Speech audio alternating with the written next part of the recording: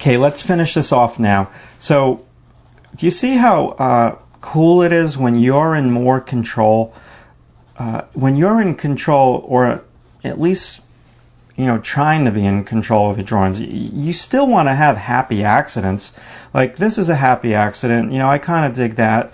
I can still have happy accidents when, let's say I turn this into a final painting. I wanted to do this as landscape painting. I can still change things on the final. It doesn't mean that I have to do this like exactly, because as you're going and as you introduce color, maybe color would add like a whole nother dimension into it.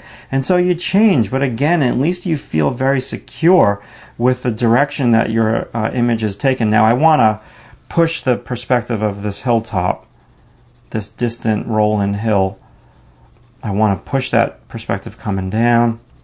It's overlapping the back right behind her head perfectly. So she's cropping that and overlapping it beautifully as well. Let's push this. Let's soften this edge because I don't want you to look at the edge of the shadow. Use this perspective. Let's get in some of perspective all coming down to that.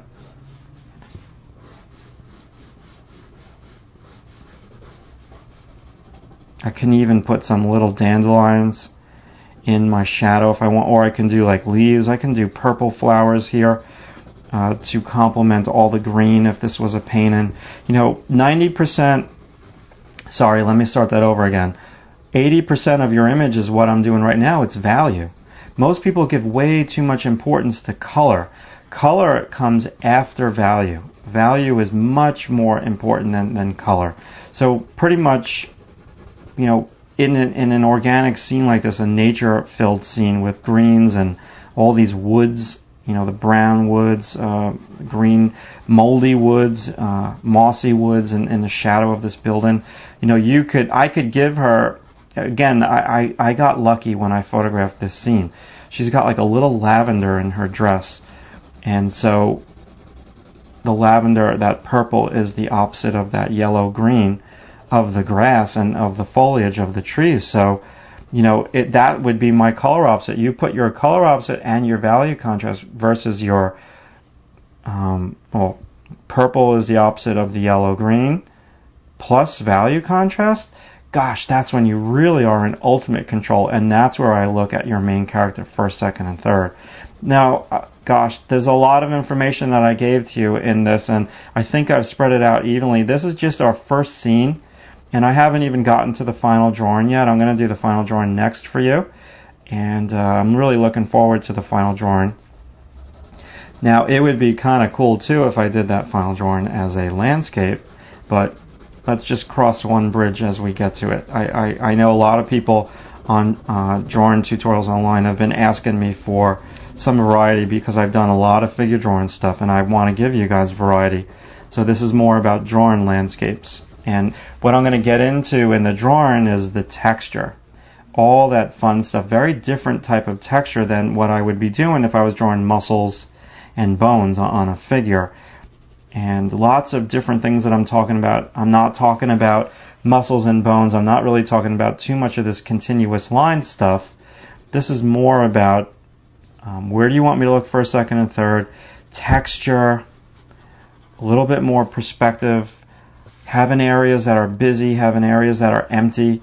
Now I can do a gradation here in the sky, so this sky can be a little bit darker. And then our sky can lighten up at the horizon of that rolling hilltop way off over there in the distance. Now, I still have some work to go. I'm going to work on this. Let me get a sharper pencil. I still want to work on my values. I'm not so much concerned about getting all the little window sills in and all the little wood grain in. This is more of like a finished value study. And I know any second now I'm going to break this pencil point. Ooh.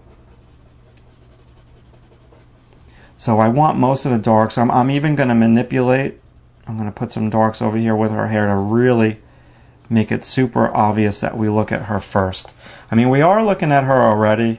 This really gives a lot of light. Now, the other thing, I could eliminate that cast shadow, But I don't want to do that because the other theory that you guys at home want to think about is you have to have shadow in order to show light. And there were so many times where I would photograph a model in my studio and I would photograph them with more of like front light because I wanted them to have soft features and they wouldn't have a shadow that matched the landscape scene. So, you know, this cast shadow has to stay there because it matches the cast shadow. It puts her in a scene.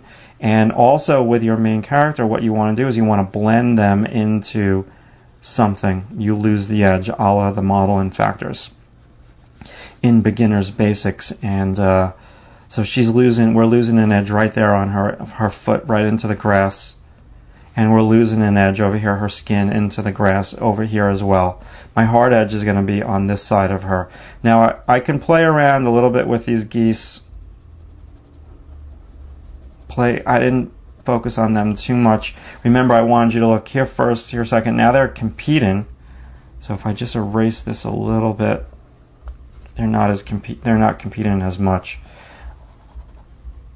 I can make this hard edge. That's the other thing that you can play around with at this stage of the drawing. You can focus in on your edges.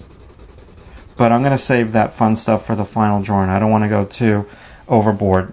And with this, keep in sync with my 3-value study. I'm really using a gazillion shades of gray. Get this rolling hill. So I've changed a lot up. Get this fence going with the hill as well. Can tilt this. Points us a little bit. Now, as I'm finishing up this drawing here, I'm going to finish it up off camera. Again, this will be included in the PDF so you can check it out. You know, certain things, you want to use things to point us.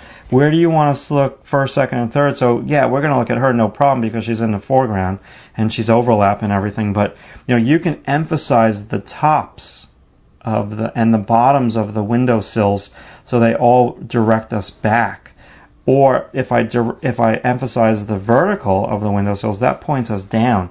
So think about the things that you're going to influence a little bit more in terms of edges and pressure that you put down on your pencil. So lastly, what I'm going to say here is there's busy and there's empty. So the busyness is where I'm working right now. This is all super, super busy, lots of detail, all these like little leaves. Now, when you go and you start to do the grass, you don't want to have the grass too busy. And you don't want to start putting dark values down here. So, yeah, you can have some detail, but you want to have some part of your drawing that has not a lot of detail in it.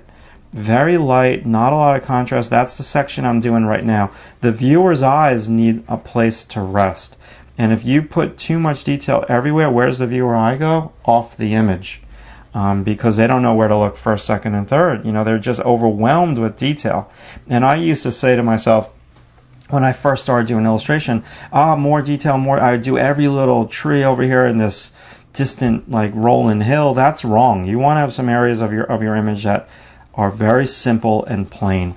And that's also where this compositional shape comes in. I'm choosing to do this foreground a little bit more simply. Now, that doesn't mean I can't put some stuff in, but yeah. So those are the 4 ways. Let's have a quick little recap.